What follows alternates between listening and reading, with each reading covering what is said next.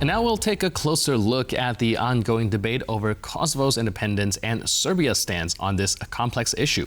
On Wednesday, the president of Kosovo, Vjosa Osmani, appeared in our studio. She stated that Russia is attempting to open a second front in the Balkans, with Serbia acting as its satellite state. Joining us today on TVP World to provide insight into Serbia's position and the future of its diplomatic relations is Serbian Ambassador to Poland, Nebojša Košutić. Hello, sir, and welcome to TVP World. Good evening, and thank you for inviting me in this live program. So can you first help clarify the position as the statement made by the Kosovo president saying that, well, Russia is attempting to open a second front in the Balkans with Serbia acting as a satellite state? I may speak only about Serbia's stances. And I'm sure that first and foremost foreign policy goal of Serbia is to become member of European Union. That's why we are conducting in good faith negotiations with Pristina, Kosovo, under the auspices of the European Union since 2011, hoping that we'll be able to reach constructive compromise in order to overcome problems that are present there. But to say that we are trying to make trouble in the Balkans is absolute nonsense. And if I have possibility to say, problem of Kosovo and Metohija, that's a full name of our southern province, is totally different from some other problems that are mentioned and were mentioned, especially what happens to the east in Ukraine, this terrible war, and some other countries of former Soviet Union. So I will just say to your viewers that Kosovo and Metohija were part of Serbia since 1912. It was before First World War. Kosovo and Metohija were not republic in former Yugoslavia. They were part of Serbia. And Albanians living in Kosovo were only national minority, not constitutive nation like six republics of former Yugoslavia that are today independent states. So from our point of view, attempt to change borders of my country, this is first attempt to change borders in Europe since 1945. That's something what happens to us by force. So Albanians, they have their national state, it's Albania, country with which we are trying to have as good relations as possible, and I think at least in the last couple of years we are managing to do that, and I may call Albania friendly country to us, but problem of Kosovo and Metohija remains, and it's very complex. All right, I understand that Kosovo holds deep historical significance for Serbia, but at the same time, how do you see this historical narrative interacting with current realities of self-determination and international recognition? We've seen since 15 years since Kosovo declared independence, and well, there's increasing numbers of countries that has been recognizing it. How does Serbia plan to navigate this issue in the long term if the current diplomatic situation continues? This number of recognitions actually decreasing, because in the last couple of years we had more than 15 withdrawals of recognition. So also I heard the argument that no democratic country, actually only non-democratic, autocratic states don't want to recognize Kosovo. Actually, the issue is the opposite. Truth is the opposite, because the world's biggest democracy, for example, India, never recognized Kosovo. 5 members of European Union, including Romania, including Spain or Slovakia, never recognized Kosovo. And in my view, what's the most important? Ukraine never recognized Kosovo.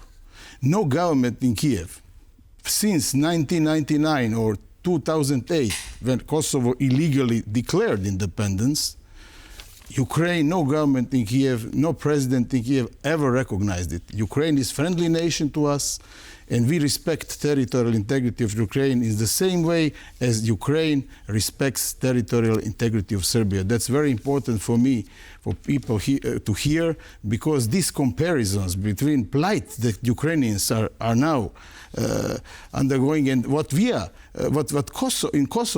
in Kosovo, it has nothing to do with another. Ukraine is country recognized by the whole world in its borders, yeah? And with Kosovo, for Kosovo, we cannot say the same thing.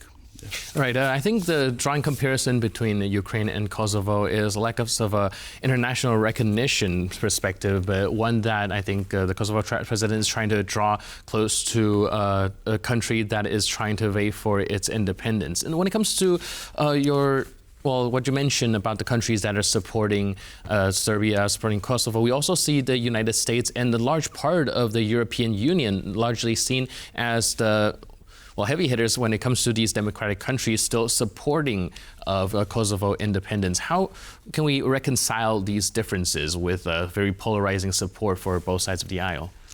We have to negotiate in good faith and to enable all people living in Kosovo to live in peace and freely, which is not the case at the moment. And as we speak, situation in Kosovo and Metohija is deteriorating.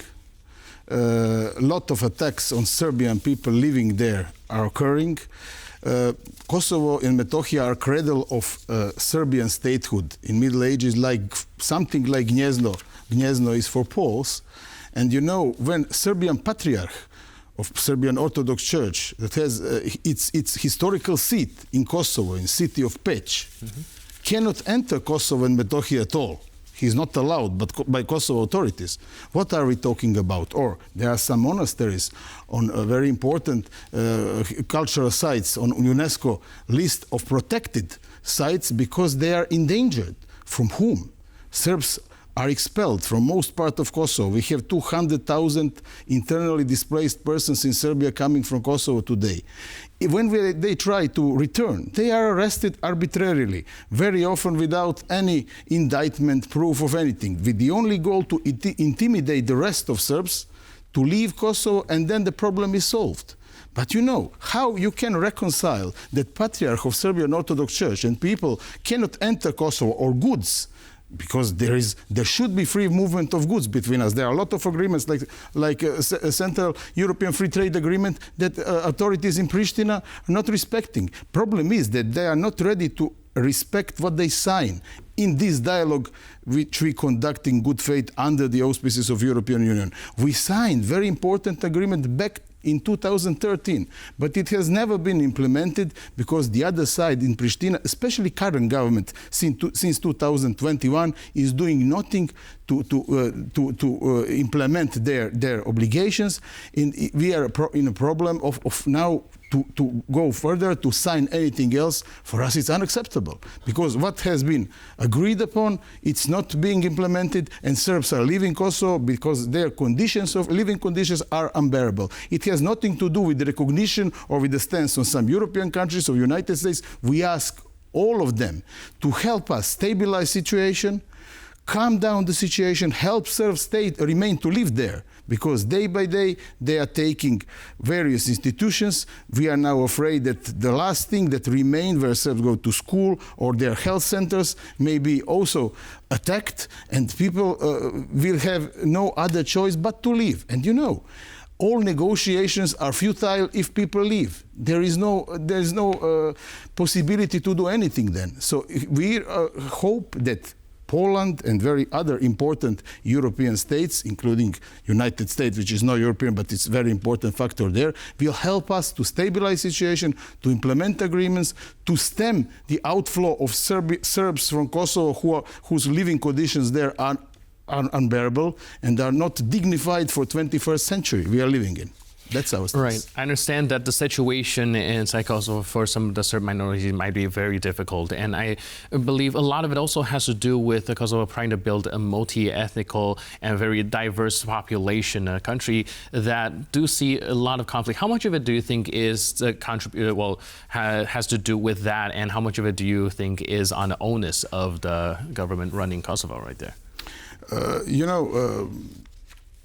Problem is with current government of Kosovo and Metohija, they are not able to organize local elections, to let people participate in their local affairs. So they imposed mayors in cities and villages in Kosovo where Serbs have 97% of people living there with Albanian mayors. Situation is very tense. Why is that? I don't know. But probably this terrible war in Ukraine created picture created idea with them that they might overcome all the problems and realize their goals, carry out their goals about independence by accusing us that we are destabilizing things because we are proxy of Russia, which is total nonsense. Right. That last statement, I think, will bring us right around back to the beginning of our discussion. So thank you so much for rounding this all up and providing your perspective. Really appreciate it. Thanks for being with us on TVP World. Thank you for having me. And thank you for watching this edition of World News Tonight. But for more news, update, and commentary, please stay tuned to TVP World.